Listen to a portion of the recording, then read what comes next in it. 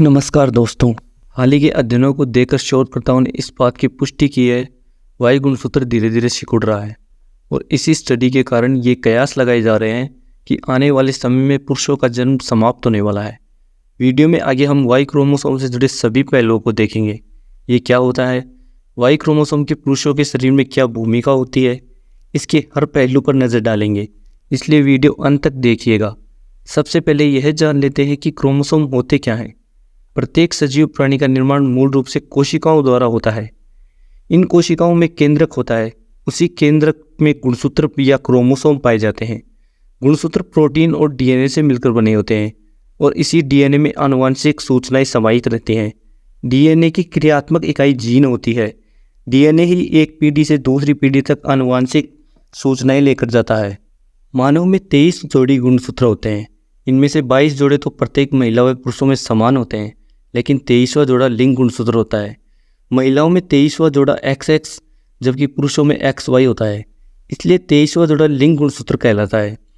बच्चे को अपनी माँ से X गुणसूत्र मिलता है, वहीं पिता से X और Y में से कोई एक मिलता है। अगर X गुणसूत्र Y गुणसूत्र से मिलता है तो पैदा होने वाली संतान लड़का होगी, और X गुणसूत्र से X गुणसूत्र मिलता है तो पैदा होने वाली संतान लड़की होगी। इसलिए लड़का पैदा होना या लड़की पैदा होना ये पूर्ण रूप से पुरुष पर निर्भर करता है। अब हम X और Y क्रोमोसोम की थोड़ी डिटेल में बात करते हैं। X क्रोमोसोम में 1100 से 1500 जीन होते हैं, वहीं Y क्रोमोसोम में 300 मिलियन वर्ष पहले 1438 जीन हुआ करते थे। उनमें से 1393 जीन खत्म हो चुके हैं। तो वैज्ञानिकों द्वारा ये कयास लगाए जा रहे हैं कि जिस तरह Y क्रोमोसोम में जीन खत्म हो रहे हैं, उस हिसाब से 11 मिलियन सालों में Y जीन पूरी तरह खत्म हो जाएगा। वर्तमान में Y क्रोमोसोम में 50 से 200 जीन पाए जाते हैं। अब हम Y क्रोमोसोम के मुख्य जीन को देखेंगे। SRY gene. SRY gene Y chromosome पर स्थित होता है। यह जीन छोटा सा कोड होता है, लेकिन ये बहुत प्रभावशाली होता है। SRY जीन पुरुष के लैंगिक विकास के लिए जिम्मेदार होता है। यह यौन अंगों के विकास को निर्देशित करता है और पुरुष हार्मोन जैसे टेस्टोस्टेरोन के उत्पादन को प्रोत्साहित करता है। SRY जीन भ्रूण की गोंड्स के विकास को प्रेरित करता है। यदि SRY जीन मौजूद होता है तो गोंड्स टेस्टिस में बदल जाते हैं, जो पुरुष हार्मोन का उत्पादन करते हैं। वहीं अगर SRY जीन अनुपस्थित होता है तो गोंड्स अंडाशय में बदल जाते हैं, जिससे महिला के लक्षण विकसित होते हैं। अब हम थोड़ा TDF के बारे में जान लेते हैं। TDF एक ट्रांसक्रिप्शन फैक्टर है, जिसका मुख्य कार्य पुरुष के लैंगिक विकास के लिए आवश्यक प्रोटीन का निर्माण करना है। यह जीन की अभिव्यक्ति को नियंत्रित करता है, जो गोंड्स को टेस्टिस में बदलने के लिए आवश्यक होता है। TDF का उत्पादन SRY जीन करता है। यह एक महत्वपूर्ण प्रोटीन है। यह टेस्टिस के विकास को प्रेरित करता है और पुरुष हार्मोन के उत्पादन को बढ़ावा देता है, जिससे पुरुष के रिप्रोडक्टिव ऑर्गन्स का विकास होता है।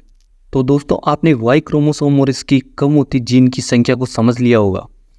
वैज्ञानिकों ने Y क्रोमोसोम पर घटती जीन्स की समस्या पर कुछ विकल्पों पर विचार किया है, जैसे जीन थेरेपी। इसमें जीन एडिटिंग या रिप्लेसमेंट करके Y क्रोमोसोम के डिफेक्टेड जीन्स को सुधारने की कोशिश की जाती है। Genetic engineering. Y क्रोमोसोम के जेनेटिक मटेरियल को लेबोरेटरी में मॉडिफाई करके नए जीन्स इंट्रोड्यूस किए जा सकते हैं, जो जेनेटिक डिसऑर्डर को ठीक करने में मददगार हो सकते हैं। Artificial chromosomes. साइंटिस्ट ने आर्टिफिशियल Y क्रोमोसोम डेवलप करने की कोशिश की है, जो Y क्रोमोसोम की कमी को पूरा कर सकता है।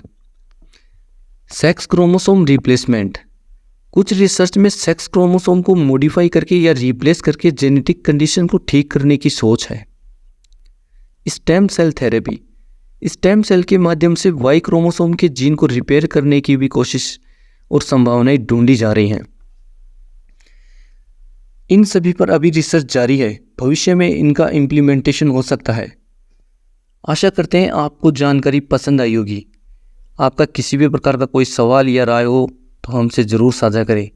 किसी भी टॉपिक पर आपको डिटेल वीडियो चाहिए तो कमेंट बॉक्स में कमेंट करें। वीडियो को लाइक, शेयर और चैनल को सब्सक्राइब करें। धन्यवाद।